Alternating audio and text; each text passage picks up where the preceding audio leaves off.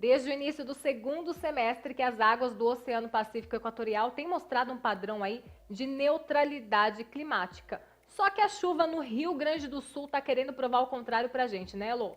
Afinal, a gente tem ou não tem El Ninho com tanto temporal que tá acontecendo? Heloísa Pereira vai contar pra gente, né, Elô? É isso mesmo, a gente vai explicar tudo isso nesse vídeo, contar um pouquinho por que a chuva está performando, né, acontecendo ainda com carinha de El Ninho no Rio Grande do Sul. Isso aí, daqui a pouco a gente vai contar tudo pra você. Não se esqueça de curtir, compartilhar, se inscrever no nosso canal e aproveitar este vídeo como se fosse o último vídeo da sua vida, né, Elo? Isso aí.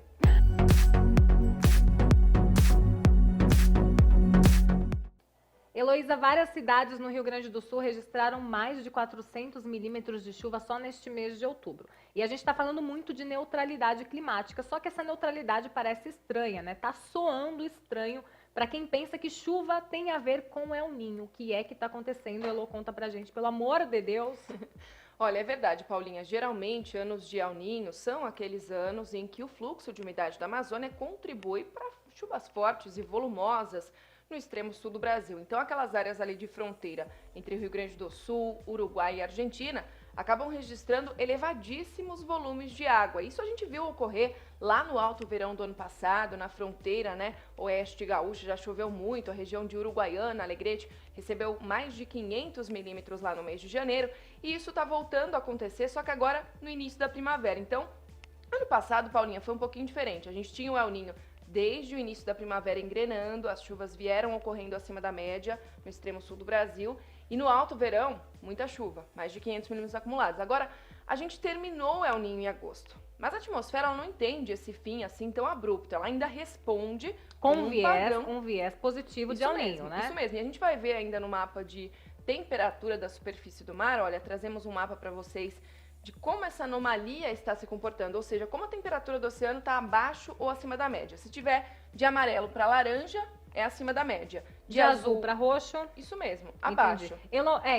Então tá bem explicadinho aqui, né? De amarelo para laranja, acima da média. De azul para roxo, a gente tá Isso mesmo, abaixo da média. abaixo da média, porque muita gente vê esses mapas aqui com a gente também ainda não tem associa, uma né? não associa. Então É isso aí. tá. Então, voltando lá à nossa questão da chuva no sul do Brasil, o Pacífico Equatorial aqui, o Oceano Pacífico Equatorial na porção central ainda está um pouco mais aquecido que o normal.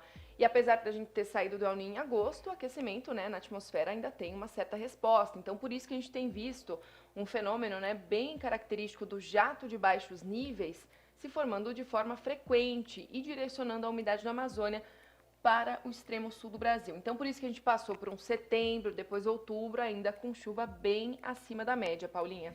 Entendido. Então você falou sobre a neutralidade climática, que agora a gente está passando por ela mesma, que a gente ainda tem um viés positivo aí, porque a gente não tem uma mudança muito abrupta desde o El Ninho para cá, mas e a partir de agora? Inclusive, a gente tem muitas perguntas no nosso site, nas nossas redes sociais. Muito obrigada a todos vocês que interagem com a gente. Heloísa vai tirar essa dúvida agora, que tá igual o signo. Todo mundo quer saber o que vai acontecer para os próximos meses. E aí? Olha, muita gente então se pergunta, né? A gente está passando por uma primavera bem chuvosa no Rio Grande do Sul, altos problemas aí por conta de rios transbordando. Sim. Será que a partir de agora, lá no Alto Verão, isso pode acontecer de novo como no ano passado? A resposta é não, Paulinha, porque a gente vai passar por um período de neutralidade durante esse alto verão. Vamos olhar aqui essa linha de temperatura da superfície do mar? É aquela anomalia lá do Oceano Pacífico Equatorial Central. A gente chama essa porção do oceano, vamos até voltar para mostrar para o telespectador, é essa caixinha aqui, ó, que tá com temperatura acima da média nesse momento, caindo aqui um pouquinho para baixo em outubro, ficou ligeiramente acima da média e já tá subindo de novo. Quando essa linha se torna pontilhada, Paulinha, é a nossa previsão. O que vai acontecer nos próximos meses com esse Oceano Pacífico Equatorial Central? Ele vai continuar em neutralidade. Paulinha, e se a gente olhar para aquele Oceano Pacífico Equatorial que a gente chama de Ninho 1.2, que fica mais pertinho aqui da América do Sul? O que vai acontecer com ele? Ele está mais resfriado que o normal, ele é uma das únicas porções desse Oceano Pacífico Equatorial que está um pouco mais resfriado, mas agora ele tem tendência de aquecimento também e fica dentro da neutralidade lá no alto verão. Então, Entendi. Dezembro, janeiro e fevereiro, a gente tem uma condição de neutralidade em praticamente todo o Oceano Pacífico Equatorial.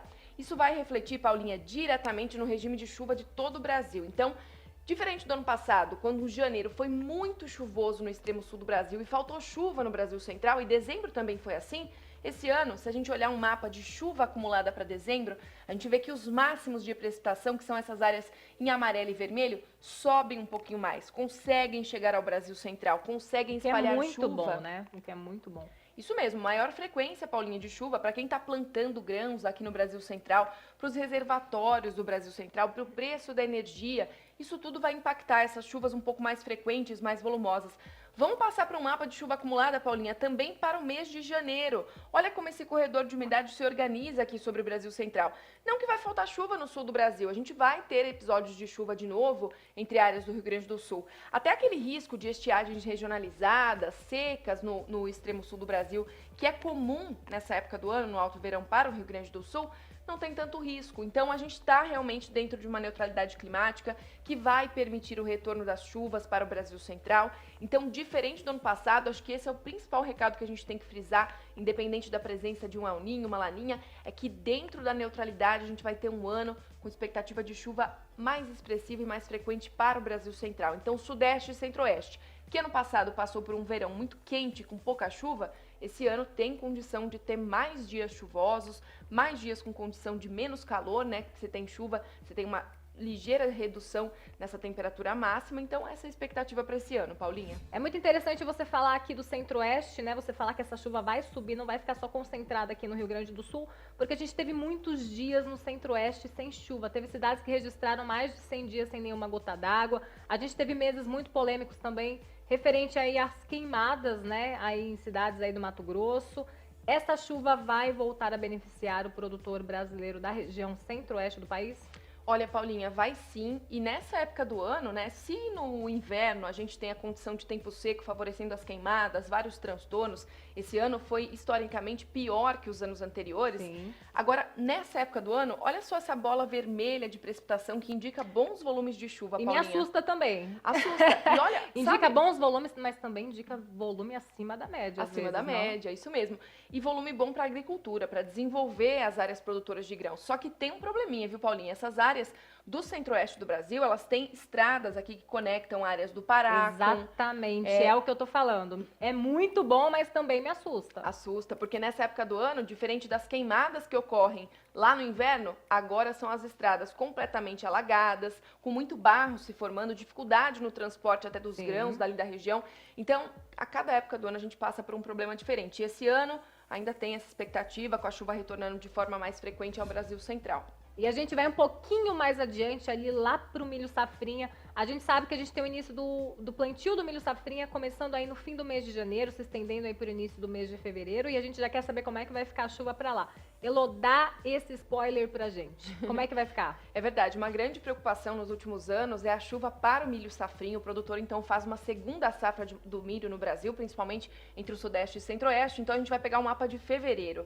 Diferente do ano passado, que a chuva cortou um pouquinho mais cedo, Paulinha, esse ano tem previsão de chuva boa ainda em fevereiro e na primeira quinzena do mês de abril ainda tem algumas instabilidades aqui, atingindo o norte de Mato Grosso, norte de Goiás, parte aqui do centro-oeste do Brasil, beneficiando a umidade do solo, garantindo a fase de florescimento e aquela fase de enchimento de grãos do milho safrinho. Então, não é tão ruim a expectativa esse ano, Paulinha. Aliás, a neutralidade climática, mantendo a chuva dentro da média, a chuva só deve cortar mesmo ao longo da segunda quinzena do mês de abril, e maio já é um mês mais seco que não deve ter chuva que garanta enchimento de grãos e umidade do solo no Brasil Central. Mas para o início do safrinha, que é a fase mais crítica, tem previsão de chuva sim. Então é isso aí, a gente vai ter chuva regular para muita gente, a gente tem boas notícias para o milho safrinha, a gente tem ou não tem um El Niño, Laninha? Não, a gente tem uma neutralidade, agora você sabe o que é que está acontecendo. Heloísa Pereira, muito obrigada. Isso aí, Paulinha. Bate aqui, a gente pode sempre contar com essa garota. Continue com a gente, muito obrigada por acompanhar esse vídeo até o fim, continue nos acompanhando em todas as nossas redes sociais, é sempre um prazer ter você aqui com a gente, né, Elô? Isso mesmo, valeu pessoal, até a próxima. Até a próxima!